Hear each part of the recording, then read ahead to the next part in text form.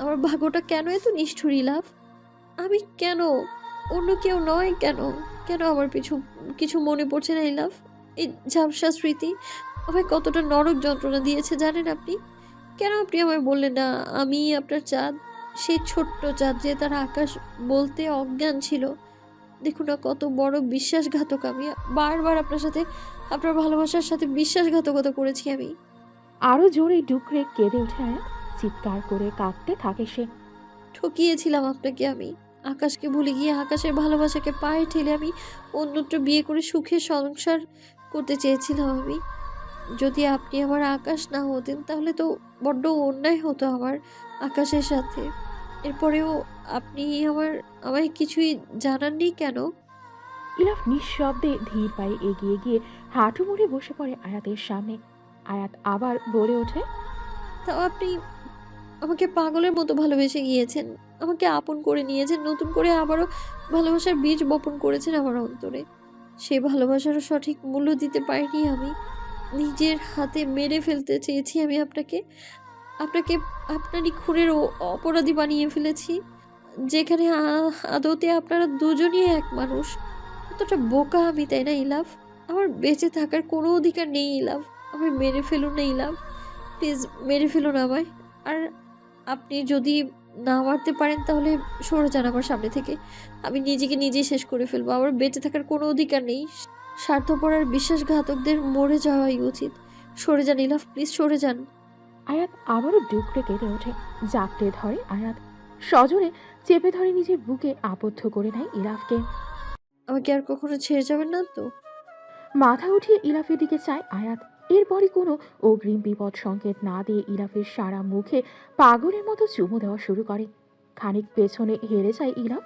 ইলাফের দুহাত আরো জোরালো ভাবে চেপে বসে আয়াতের কোমরে। কোনো রকম ভাবে উচ্চারণ করে, ভালোবাসি ইলাফ, ভীষণ ভালোবাসি। আমিও ভালোবাসি আয়াত। Hello, aunty. হ্যালো আয়াত মা, কোথায় তুমি? সন্ধ্যা হয়ে এসেছে, বাড়িতে ফিরছো না কেন? আয়াত তাকায় ইলাফের দিকে। ইলাফ ইশারায় তাকে তার বিষয়ে কিছু বলতে বারণ করে। আমি একটু শপিং করতে গিয়েছিলাম আন্টি, এই জন্যই দেরি হয়ে গিয়েছে। আচ্ছা, তুমি কোথায় আছো? লোকেশন বলো, আমি কাউকে পাঠাচ্ছি তোমাকে নিয়ে আসার জন্য। আয়াত আবারও আয়নার ভেতর দিয়ে তাকায় ইলাফের দিকে। কি বলবে এখন বুঝতে পারছে না। ইলাফ তো তাকে বলেই দিয়েছে আজকে এখানেই থাকতে হবে। ইলাফ শীতল চাহনি নিক্ষেপ করে শান্ত ভঙ্গিতে তাকিয়ে আছে আয়াতের দিকে। ইলাফের এমন চাহনি যে একটা ছোটখাটো হুমকি সেটা আয়াত ভালোভাবেই জানে। আয়াত একটা ভয়ার্ত ঢোক গিরে চোখ নামিয়ে ফেলে। কি হলো আয়াত মা, কথা বলছো না কেন? আয়াত মনে কিছুটা সাহস নিয়ে বলে ওঠে, আজকে আমি তানহাদের বাড়িতেই থাকবো আন্টি, কাল চলে আসবো। সকালে অনেক রিকোয়েস্ট করেছে তাই আর না থেকে পারলাম না। ওই পাশে খানিক নীরবতা বিরাজ করে। এরপর মাহফুজা বলে ওঠে, ঠিক আছে, সময় মতো চলে এসো আর নিজের খেয়াল রেখো। ঠিক আছে আন্টি, আপনিও। অথচ আয়াত তখনও জানত না এই মিষ্টি মিষ্টি কথা বলা মানুষটার চেহারার পেছনে লুকিয়ে আছে এক বিষধর কাল নাগিন, যার ছোবলে ধ্বংস হয়েছে গোটা কয়েক মানুষের প্রাণ। আচ্ছা ইলাফ, আপনি এতদিন আমার সামনে কেন আসেনি? আমি অপেক্ষা করেছিলাম যাতে তুমি নিজ থেকে আসো। আর যদি আমি আজকেও না আসতাম? আমি তোমার অস্তিত্বে মিশে গেছে আয়াত। এই ভালোবাসার টান তুমি কখনো অপেক্ষা করতে পারতে না, তাই কখনো না কখনো তোমাকে আসতেই হতো। আর আমি সেদিন অপেক্ষা করছিলাম, তবে তোমার প্রতিটা পদ এর উপর নজর ছিল। আচ্ছা ইলাফ, আপনি কিভাবে আমার সকল পদক্ষেপের উপর নজর রাখতেন? আয়াতের কথা শুনে হাসে ইলাফ। আমি তোমাকে স্টক করতাম আয়াত, তুমি কোথায় যেতে কী করতে সব কিছু। খানবারের অনেক জায়গায় আমি গোপন ক্যামেরা ফিট করে রেখেছিলাম। চমকে ওঠে আয়াত। পেছন ফিরে তাকায় ইলাফের দিকে। সবই তো বুঝলাম, কিন্তু সেদিন গুলি করার পর বেঁচে ফিরে এলেন কি করে? আমি আমার ম্যানেজারকে আগে থেকে অ্যালার্ট করে রেখেছিলাম। সেদিন নদীর পাড়ে আমি আর তুমি ছাড়া আরও কয়েকজন লোক উপস্থিত ছিল। আমরা দুজনে যখন অজ্ঞান হয়ে গিয়ে তখন আমাকে গোপনে আলাদা হসপিটালে নিয়ে যাওয়া হয়েছিল, আর তোমাকে তোমার বাবার ফ্রেন্ডের হসপিটালে ভর্তি করিয়েছে। এরপর ওখানে একটা লোককেও নিয়ে গেছে, যে বলেছিল জঙ্গলের পাশ দিয়ে যাওয়ার সময় তোমাকে অজ্ঞান অবস্থায় পেয়েছিল। পরে তোমার বাবার বন্ধু মিস্টার খানকে কল করে তোমার ব্যাপারে বলে, আর সেখানে এসে বাকি কাজ করে। আর আমাকে এখানে প্রাইমারি ট্রিটমেন্ট দেওয়ার পর আরও ভালো ট্রিটমেন্টের জন্য লন্ডনে পাঠিয়ে দেওয়া হয়। সেদিন আমার ম্যানেজার আরেকটা কাজও করেছিল। মর্গ থেকে আমার বডির সাথে কিছুটা মিললকে একটা বেওয়ারিশ লাশ নিয়ে যায়। এরপর সেই নদীতে ফেলে দেয়, যাতে সবাই ভাবে যে তুমি সত্যি সত্যি আমাকে মেরে ফেলেছ। আয়াত অবাক হয়ে তাকিয়ে আছে। ইলাফ আগে থেকে সব প্ল্যান করে রেখেছিল, আর সে কিছুই জানতো না এসবের ব্যাপারে। আয়াতের শাড়ি ভেদ করে তার উন্মুক্ত কোমরে হাত রাখে ইলাফ। ইলাফের ঠান্ডা হাতের স্পর্শে কেঁপে ওঠে আয়াত। আয়াতের মুখের দিকে আরো কিছুটা ঝুঁকে যায় ইলাফ। এরপর ক্ষীণ স্বরে বলে ওঠে, যদি আমি আগে থেকে এসব প্ল্যান করে রেখেছিলাম, তা আমার মন বলছিল আমার আয়াচান কখনো আমাকে জানে মেরে ফেলার মতো কাজ করবে না, কিন্তু তুমি করেছিলে আয়াচান। আমি হয়তো তোমার ভালোবাসার বিশ্বাস অর্জন করতে পারিনি, তাই না? ইলাফের চোখের কোণায় মৃদু জল চিকচিক করছে, নাকের ডগাটা খানিক কুঁচকে গেছে, হয়তো কান্না আটকানোর বৃথা চেষ্টা করছে। ইলাফের কথায় অন্তর কেঁপে ওঠে আয়াতের। নিজেকে অনেক অপরাধী মনে হচ্ছে তার। ইলাফ আবার বলে ওঠে, একটু ভালোবাসাতে চেয়েছিলাম, তোমার সাথে থাকতে চেয়েছিলাম, তোমার হাত ধরে বাঁচতে চেয়েছিলাম। বেশি কিছুকে চেয়ে ফেলেছিলাম? এগুলো কি তোমার সাধ্যের বাইরের জিনিস ছিল? আয়াত কি বলবে বুঝতে পারছে না। অপরাধীর ন্যায় মাথা নিচু করে ফেলে সে। এরপর মিনমিনের স্বরে উচ্চারণ করে, আমি দুঃখিত ইলাপ। আমি সারা জীবনের জন্য আপনার কাছে অপরাধী হয়ে গেলাম। আর এই অপরাধ বোধ সারাটা জীবন কুরে কুরে খাবে আমায়। এত ভালো কেন বাসেন আপনি আমায়? আদৌ কি আমি এতটা সৌভাগ্যবতী, নাকি সবকিছু নিছকই আমার কল্পনা? কোথায় যাচ্ছ? ফ্রেশ হবো ইলাফ, অনেকক্ষণ হলো শাড়িটা পরেছি, আনকমফোর্টেবল লাগছে। ইলাফ এগিয়ে এসে আয়াতের কোমর জড়িয়ে ধরে চুম্বন করে আয়াতের গ্রীবা দেশে। আয়াতের গলায় মুখ রেখেই বলে ওঠে, একটু আদর করি তোমাকে। ইলাফের এমন বাচ্চামো আবদার শুনে ভীষণ লজ্জা পায় আয়াত। তখনই দুষ্টু বুদ্ধি মাথায় খেলে যায় তার। ইলাফকে একটু জ্বালানো যাক ভেবে আয়াত আস্তে করে উচ্চারণ করে। না। ক্ষণিকের মুখটাই ফ্যাকাশে হয়ে যায় ইলাফে। এতক্ষণ জ্বালিয়ে রাখা আশার বাতি টুপ করে নিভে গিয়েছে জানো। প্লিজ আয়াত, একটু। করুণ স্বরে বলে ইলাফ। এবার গলায় কিছুটা জোর দিয়ে আয়াত বলে ওঠে, বললাম তো না, আর আমার এখন ঘুম আসছে, আমি অনেক টায়ার্ড। ঠিক আছে আয়াচান, আমি দেখছি তুমি কি করে থাকো। যতক্ষণ না তুমি নিচে থেকে আমাকে স্পর্শ, ততক্ষণ আমিও তোমাকে স্পর্শ করব না। আমাকে জানানো, দেখাচ্ছি মজা। সোজা হয়ে উঠে দাঁড়ায় ইলাফ। চোখে মুখে গম্ভীরতা ফুটিয়ে আয়াতের উদ্দেশ্যে বলে ওঠে, ঠিক আছে আয়াচান, তুমি ফ্রেশ হয়ে শুয়ে পড়ো, আমার একটু কাজ আছে। বলেই রুম থেকে হনহনিয়ে বেরিয়ে যায়। আয়াত আহাম্মকের ন্যায় তাকিয়ে আছে ইলাফের যাওয়ার পানে। যাক বাবা, এটা কি হলো? এখন বাজে রাত 12টা। দেয়ালে ঝোলানো ঘড়ি টিকটিক করে সেটাই জানান দিচ্ছে ইলাফ যাওয়ার পরপরই ফ্রেশ হয়ে নিয়েছে আয়াত। তবে ইলাফ সেই যে বেরিয়েছে এখনো আর আসেনি। এতদিন পরে তাদের দেখা, আর ইলাফ কিনা তার থেকে দূরে দূরে থাকছে। আয়াত রুমের ভেতর পায়চারি করছে আর এই সবই ভাবছে তখনকার মজাটা কি বেশি বাড়াবাড়ি হয়ে গিয়েছিল। ইলাফ কি খুব বেশি কষ্ট পেয়েছে? এতদিন পর তাদের দেখা ইলাফকে এইভাবে বাধা দেওয়া মোটেও উচিত হয়নি। আয়াতের নিজেরই এখন কান্না পাচ্ছে। তখন এভাবে না বললেও পারত। নিঃশব্দে রুমে প্রবেশ করে ইলাফ। আয়াতের চেহারায় নজর পড়তেই মুচকি হাসে সে। আয়াত যে ঘুমায়নি তা সে খুব ভালোভাবেই জানে। হাসি দমিয়ে গম্ভীর চেহারায় নিজের দিকে একবার তাকায়। শরীরের বিভিন্ন জায়গায় রঙের ছিটে ফোঁটা লেগে রয়েছে। ফ্রেশ হওয়া জরুরি তার, তাই আর সময় নষ্ট না করে ফ্রেশ হতে চলে যায় সে। আয়াত লুকিয়ে ইরাফের সকল গতিবিধি লক্ষ্য করছে। সে কখন ফ্রেশ হতে ঢুকেছে এখনো বের হওয়ার নাম নেই ইরাফের। এবার কিছুটা বিরক্ত হচ্ছে আয়াত। এত ঢং করার কি আছে বোঝে না আয়াত। ভিজে চুল নিয়ে আয়নার সামনে গিয়ে দাঁড়ায় ইরাফ। এরপর ইচ্ছে করে নিজের হাতের ধারা লম্বা চুলগুলো ছাড়তে থাকে। চুল থেকে গড়িয়ে পড়া পানির ফোঁটা ছিটকে পড়ছে আয়াতের মুখে। চোখ মুখ কুঁচকে ফেলে আয়াত। মনে মনে বলে ওঠে, বজ্জাত বেটা শান্তিতে অভিনয়টাও করতে দিবে না মনে হচ্ছে। আয়াতের এমন করুণ অবস্থা দেখে মিটি মিটি হাসি এলাম। এরপর নিঃশব্দে গিয়ে আয়াতের পাশে উল্টো ঘুরে শুয়ে পড়ে। তাদের মাঝে এতটাই দূরত্ব যে বিনা সংকোচে আরেকটা মানুষ তাদের মাঝখানে ঘুমোতে পারবে। প্রায় 10 মিনিট নীরবতা বিরাজ করে। আয়াতের আর সহ্য হচ্ছে না। এবার পেছনে ঘুরে আয়াত নিজের তর্জনী ধারা ইলাফের বাহুতে গুঁতো দিতে থাকে। কোনো সারা শব্দ নেই ইলাফের। আয়াত আবারও একই কাজ করে। এবারও কোনো সারা শব্দ নেই। আয়াতের রাগ এবার শব্দ আকাশে। মাথার মস্তক রাগে তার ছিটকে বেরিয়ে আসতে চাইছে। এত তাড়াতাড়ি ঘুমিয়ে পড়েছে ইলাফ, এটা তো অসম্ভব ব্যাপার। এবার নিজের রাগ নিয়ন্ত্রণ করতে না পেরে ইলাফের বাহুতে নিজের সর্বশক্তি দিয়ে সজোরে এক কামড় বসিয়ে দেয় আয়াত। চমকে ওঠে ইলাফ। কি করছো আয়াজান? ছাড়ো। আয়াতের ছাড়ার কোনো নামগন্ধ নেই। সে আরও জোর লাগিয়ে কামড় বসায়। তবে ইলাফ এবার শান্ত হয়ে চোখ বন্ধ করে রেখেছে। নিজের মুখে নোনতা স্বাদ অনুভূত হতেই ছেড়ে দেয় আয়াত। চামড়া ছিঁড়ে রক্ত বের হচ্ছে কামড় দেওয়া জায়গাটা থেকে। নিজের হিতাহিত জ্ঞান ফিরতেই চোরের মতো কাঁচুমাচু করতে থাকে আয়াত। তৎক্ষণাৎ কিছু বুঝে ওঠার আগেই আয়াতকে বিছানায় ফেলে আয়াতের দু হাত নিজের হাতের দ্বারা আবদ্ধ করে নেয় ইলাফ। এরপর সেও কামড় বসিয়ে দেয় আয়াতের গ্রীবাদেশে।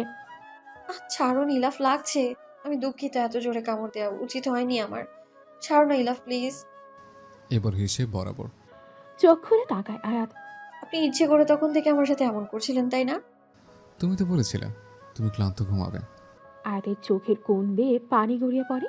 ইলাফের উপেক্ষা তার একদমই সহ্য হয়নি। ভীষণ কষ্ট পেয়েছে সে। আমি তো মজা করেছিলাম, আর আপনি কিনা সত্যি সত্যি। আর কিছু বলতে পারে না আয়াত। তার আগে ইলাফ তার ঠোঁট জোড়া আবদ্ধ করে নেয় নিজের ঠোঁটের ধারা। আয়াতও সযত্নে জড়িয়ে ধরে ইলাফকে। নিজেদের মধ্যকার সকল দূরত্ব গুছিয়ে দেবে আজ। আবারও মিলেমিশে একাকার হয়ে যাবে তাদের দুটো সত্তা। এতদিনের দুঃখ, একাকিত্ব, বেদনা সব আজ ভালোবাসায় আবেশিত হবে। দুজনেই হারিয়ে যাবে এক সুখের রাজ্যে। বর্তমান আয়াতকে পেছন থেকে জড়িয়ে ধরে দাঁড়িয়ে আছে ইলাফ। আয়াতও নিশ্চিন্তে নিজের মাথাটা এড়িয়ে রেখেছে ইলাফের বুকে। এবার আয়াতের চোখ যায় রোমের এক কোণে রাখা একটি বড় সাইজের মোমের মূর্তির ওপর, যা দেখেই চকচক করে ওঠে আয়াতের চোখ জোড়া। মুখে ফুটে ওঠে এক বিস্তর হাসি। মোমের মূর্তিটির দিকে তাকিয়ে ভাবনায় ডুবে যায় আয়াত। সেদিন মাহফুজার লাশকে আয়াত কোনোভাবেই বিভক্ত করেনি, সম্পূর্ণ অক্ষত রেখেছিল।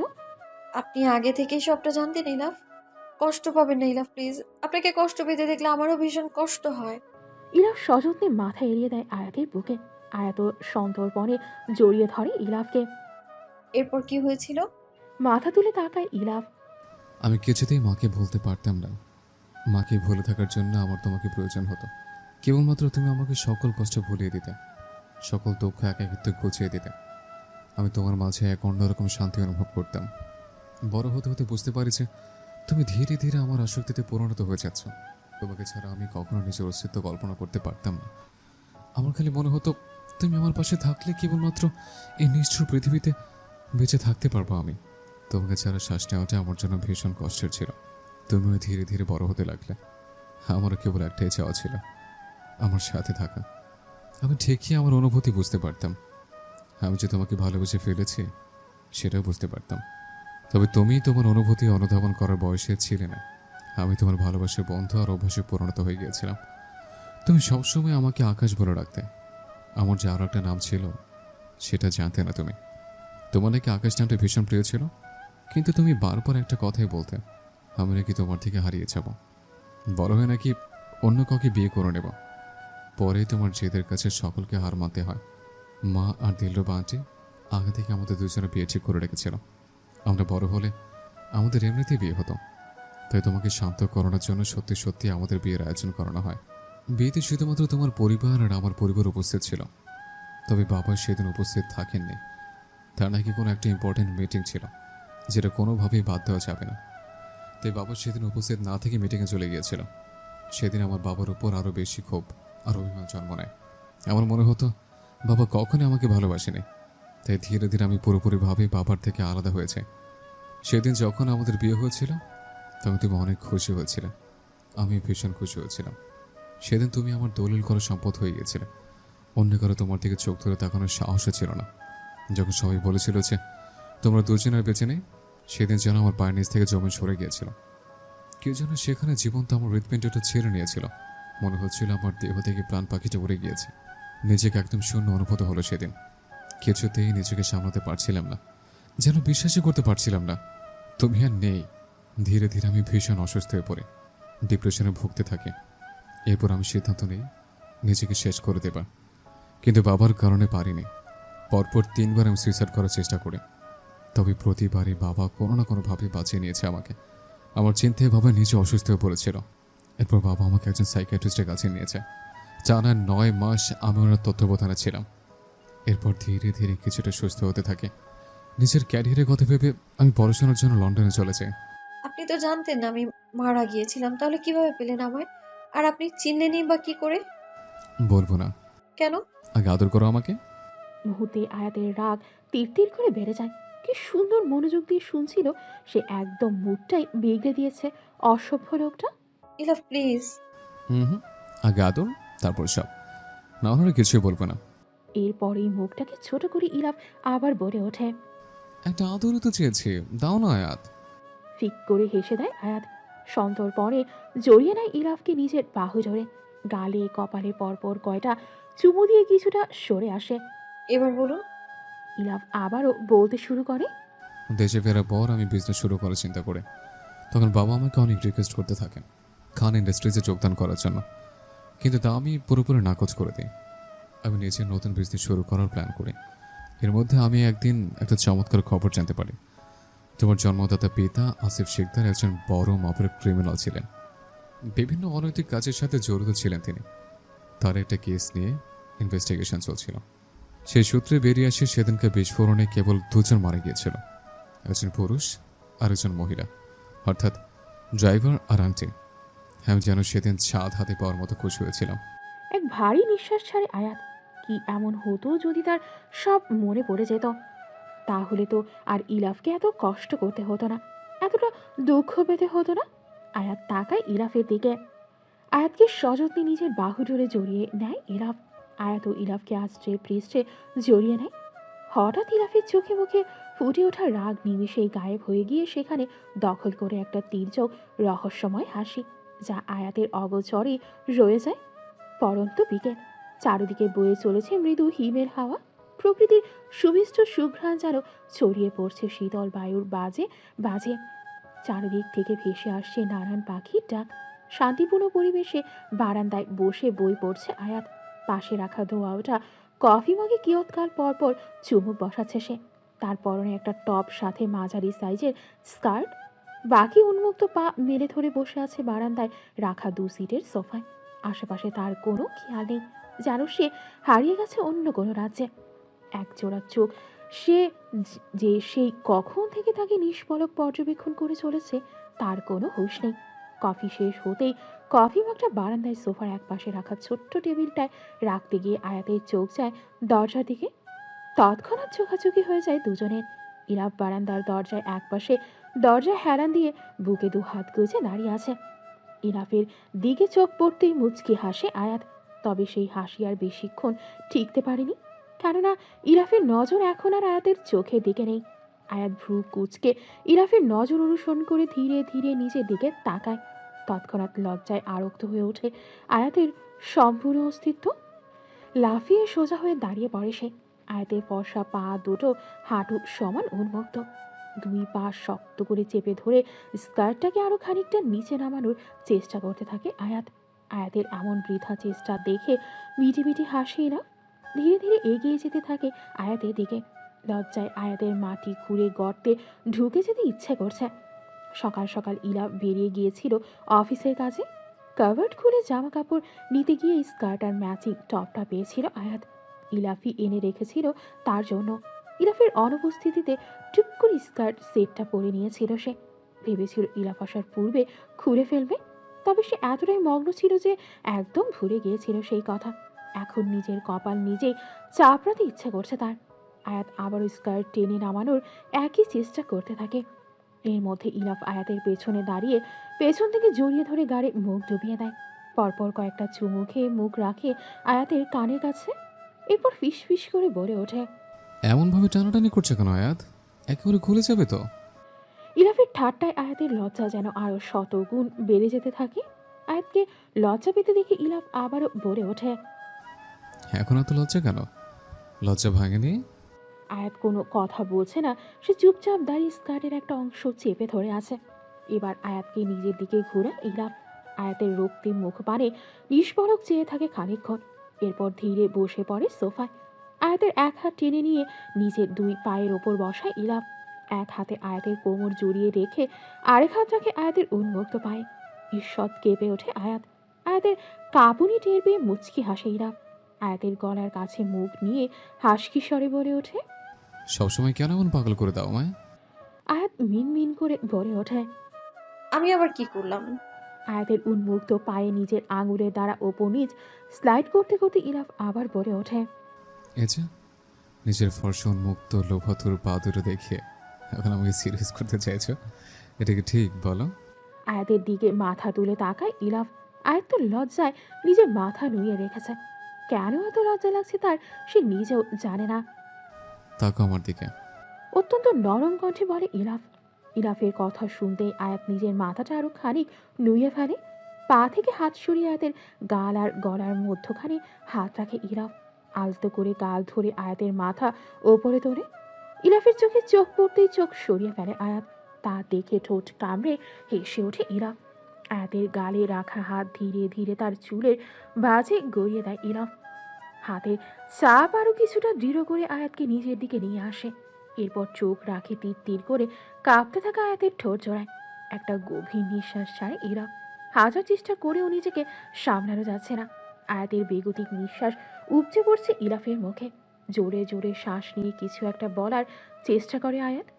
মুখ থেকে কোনো শব্দ ব্যয় হবার আগেই আয়াতের ঠোঁট জোড়া নিজের দখলে নিয়ে নেয় ইরাফ। আয়াতের ঠোঁটের সুমিষ্ট স্বাদ প্রাণ ভরে আস্বাদন করতে থাকে। মিনিট পাঁচেক পর ছেড়ে দেয় ইরাফ। ছাড়া পেয়ে জোরে জোরে শ্বাস গ্রহণ করে আয়াত। ইরাফ ধীরে ধীরে আয়াতকে দাঁড় করিয়ে নিজেও দাঁড়িয়ে পড়ে। আয়াত আবার স্কার্ট ধরে টানাটানি শুরু করে দেয়। হুম, এত টানাটানি কেন করছো? এভাবে সুন্দর লাগছে। বলে আয়াতের হাতটা ধরে ফেলে ইরাফ। আয়াতের ধরে রাখা হাতের উল্টো পিঠে চুমু খেয়ে বলে ওঠে। চলো কিছু খাবে। এরপর আয়াতের হাত টেনে বাইরে বেরিয়ে যায়। আয়াত ও ইলাফের পেছন পেছন সেদিকে এগিয়ে যায়। এখন সময় মধ্য দুপুর। আজকে ইলাফ কোথাও যায়নি। এই মুহূর্তে আয়াত আর ইলাফ দাঁড়িয়ে আছে একটা কক্ষের দরজার সামনে। এটা সেই কক্ষই যেটাতে অত্যাধুনিক লক সিস্টেম করে রাখা ছিল। এই কক্ষে আগে আর কখনো প্রবেশ করেনি আয়াত। সে জানেও না এই কক্ষের ভেতরে আসলে রয়েছেটা কি। আয়াতের হাতটা ছেড়ে দিয়ে ইলাফ দরজায় থাকা পাসওয়ার্ড টাইপ করতে থাকে। আয়াত আর চোখে একবার পিন পাসওয়ার্ডটা দেখে নেয়। 28082013। আয়াতের আর চোখে তাকিয়ে থাকা দেখে মুচকি হাসে ইরা। সে চাইলে দরজাটা ফিঙ্গারপ্রিন্ট স্ক্যানার দিয়ে খুলতে পারত, কিন্তু সে চাইছে আয়াত জানুক। এতগুলো নাম্বার দেখে ভ্রু কুচকে ফেলে আয়াত। নিজের কৌতূহল দমিয়ে রাখতে না পেরে জিজ্ঞেস করে ওঠে। এতগুলো নাম্বার কিসের ইলাফ? পিন বসাতে একটা মৃদু আওয়াজ করে খুলে যায় দরজাটা। আয়াতের হাত ধরে ভেতরে প্রবেশ করতে করতে বলে ওঠে ইরাফ। এটা আমাদের প্রথম বিয়ের ডেট, যেদিন তুমি সারা জীবনের জন্য আমার দলিল করা সম্পদ হয়ে গেছে। কিছুটা অবাক হয় আয়াত। আপনার সবকিছু একেবারে পাই পাই মনে আছে ইলাফ? কিভাবে পারেন এত কিছু মনে রাখতে? আয়াতের খাড়া নাক দু আঙুলের ধারা টেনে দিয়ে খানিক হেসে ওঠে ইরাফ। কারণ তুমি আমার একমাত্র প্রায়োরিটি। তোমার প্রতিটা সময়ের মূল্য আমার কাছে, এবং তোমার সাথে কাটানো মুহূর্তগুলো আমার অন্তরে খোদাই করে লেখা। কেটে গেছে আরও 3 মাস। সবকিছুই আবার স্বাভাবিক হয়ে গিয়েছে। আয়াত আর ইরাফও নিজেদের ছোট্ট সংসার গুছিয়ে নিয়েছে। এর মাঝে জামশেদ খান সুস্থ হয়ে উঠেছে। তারা তিনজনই এখন ইলাফের বাগান বাড়িতে থাকে। জামশেদ খান চেয়েছিলেন সকলে মিলে খান বাড়িতে থাকতে, কিন্তু ইলাফ নাকচ করে দেয়। তাদের বাগান বাড়ি তাদের জন্য এক শান্তি নেই। ইলাফের সাথে একমত আয়াত, তাই জামশেদও আর তাদের জোর করেনি। তাদের বাবা ছেলের সম্পর্কটাও ধীরে ধীরে কিছুটা স্বাভাবিক হচ্ছে। তবে সম্পূর্ণ জড়তা কাটিয়ে উঠতে ইলাফের আরও কিছুটা সময় প্রয়োজন। জামশেদ খান এখন ব্যবসা নিয়ে বেশি ব্যস্ত থাকে। বেশিরভাগ সময় দেশের বাইরে থাকেন। মাঝে মাঝে নিজেকেও সময় দেন কিছুটা। অতীত নিয়ে সে ভীষণ অনুতপ্ত, কিন্তু এখন সে স্বাধীন, মুক্ত আকাশে উড়ে বেড়ানো পাখির মতো। তবে যে সময়টাতে তিনি আয়াত আর ইলাফের সাথে থাকেন অনেক হাসি খুশিভাবে তাদের দিন কেটে যায়। বাবা ছেলের এখন আর আলাদা বিজনেস নেই, দুটো ব্যবসাকে একত্রিত করে ফেলা হয়েছে। তাই ইলাফের দায়িত্বটাও অনেক বেড়ে গিয়েছে। দেশের ব্যবসাগুলোকে সেই সামনের বাইরের গুলোর দায়িত্ব রয়েছেন জামশেদ। ব্যবসায়িক কাজে মোটামুটি ব্যস্ত সময় পার করছে ইরা। মাঝ দিয়ে অনেক দিনের একটা গ্যাপ পড়ে গিয়েছে, তাই চাপটাও একটু বেশি। তবে এসবের মাঝে সে যে তার আয়াতজানকে সময় দিচ্ছে না এরকম মোটেও না। আয়াতের সাথে পর্যাপ্ত পরিমাণ সময় কাটায় এরা। তাদের দুজনের মাঝে অন্য কিছুকে সে কখনোই জায়গা দেবে না। জ্যোৎস্না আলোকিত রাত। আকাশে আজকে থালার মতো পূর্ণিমার গোল চাঁদ নিজের সবটুকু আলো বিরিয়ে দিচ্ছে ধরাধামে। মোহনীয় স্নিগ্ধ চাঁদের সেই রোশনায় ঝলমল করছে সমুদ্রের নীল জল। স্নিগ্ধ হিমেল হাওয়া বয়ে চলেছে চারিপাশে। সেই স্নিগ্ধ বাতাসের ধূম্রজাল ভেদ করে আয়াত এসে দাঁড়িয়েছে সাগর পাড়ে। চাঁদের নরম আলোয় দাঁড়িয়ে থাকা লাস্যময়ী আয়াতকে দেখলে মনে হয় রূপকথা থেকে উঠে আসা কোনো চন্দ্রপ্রহী। চাঁদ। পুরুষালী মোহনীয় কণ্ঠস্বর কানে যেতেই পেছন ফিরে তাকায় আয়াত। অদূরে তার প্রিয়তম তাকে ডাকতে ডাকতে আসছে। আয়াত অপলক চেয়ে থাকে ইলাফের দিকে। ভালোবাসার কি শক্তি! সে আবারও ফিরে পেয়েছে ইলাফকে। ইলাফের মতো একজন মানুষকে সে নিজের জীবনসঙ্গী হিসেবে পেয়েছে। সে সত্যি ভীষণ ভাগ্যবতী। আয়াত পরিতৃপ্ত, সন্তুষ্ট সে তার খোদার ওপর, যে তাকে ইলাফের মতো অর্ধাঙ্গ দান করেছে। আয়াত ইলাফের দিকে তাকিয়ে একটা পরিতৃপ্তির নিঃশ্বাস ফেলে। এরপর পায়ে পায়ে এগিয়ে যায় ইলাফের দিকে। আয়াতের পরনে একটা আসমানি বর্ণের লং ড্রেস। লম্বা চুলগুলো খুঁড়ে রাখা যা বায়ুতে দোল খেয়ে এদিক সেদিক উড়ে বেড়াচ্ছে। চাঁদের আলো গায়ে মেখে ধীর পায়ে এগিয়ে আসা আয়াতকে কোনো স্বর্গীয় অপসরে লাগছে ইলাফের কাছে। নিঃশ্বাস আটকে আসছে তার। নিজেকে ভীষণ সৌভাগ্যবান মনে হচ্ছে। ভালোবাসা তাকে পাগল প্রেমিক পরিণত করেছে, উন্মাদ করেছে, মাতাল করেছে। জীবনের অনেকটা সময় সে কষ্ট পেয়ে পার করেছে। না পেয়েছে মায়ের ভালোবাসা, আর না পেয়েছে বাবার আদর। যে সময়টাতে তার সবচেয়ে বেশি ভালোবাসা পাওয়ার কথা ছিল, সেই সময়টাই সে কষ্টে কাটিয়েছে। তাও একজন ছিল তার, যাকে দেখলে নিজের সব কষ্ট ভুলে যেত, নিজেকে সকল পীড়া মুক্ত মনে করত। কিন্তু পরিস্থিতির শিকারে সেই সময়টাতেও তাকে কাছে পায়নি। অনেক আপনজন হারিয়েছে সে। কষ্ট জর্জরিত দিনরাত পার করেছে। সময়ের পরিক্রমায় ভাগ্যের লিখনে তার ভালোবাসার মানুষকে আবারও ফিরে পেয়েছে সে। অনেক ভালোবাসার অভাব বয়ে বেরিয়েছে। এবার সে ক্লান্ত, ভীষণ ক্লান্ত। এত কষ্ট আর নিতে পারবে না। এই কষ্টে জর্জরিত জীবনে ভালোবাসা চাই তার। অনেক ভালোবাসায় আগলে রাখা মানুষ চাই তার। আর সে মানুষ হলো তার আয়াতজান, তার চাঁদ। এই একটা মানুষকে সে সারা জীবন আগলে রাখতে চায়, ভালোবাসায় মুড়িয়ে রাখতে চায়। আর এটার জন্য তার স্বার্থপর হওয়া চাই। এই স্বার্থে সে পুরো পৃথিবী ধ্বংস করে দিতেও রাজি আছে। নিজের শেষ রক্তবিন্দু দিয়ে হলেও সে তার আয়াতজানকে নিজের করে রাখবে। আর এর জন্য যদি 1000টা পাপ করতেও হয় তাও রাজি। যতটা পাপ করে তার ভালোবাসা তার কাছ থেকে যাবে, প্রয়োজনে তার দ্বিগুণ পাপই হবে সে। কিছুটা এগিয়ে এসেই থেমে যায় আয়াত। ইলাফ এগিয়ে যাচ্ছে তার আয়াতজানের দিকে। আয়াতের কাছে মনে হচ্ছে পৃথিবীর সবচেয়ে সুদর্শন পুরুষ তার দিকে এগিয়ে আসছে। সত্যি কি তাই, নাকি প্রতিটি নারীর কাছে তার স্বামী পৃথিবীর সবচেয়ে বেশি সুদর্শন?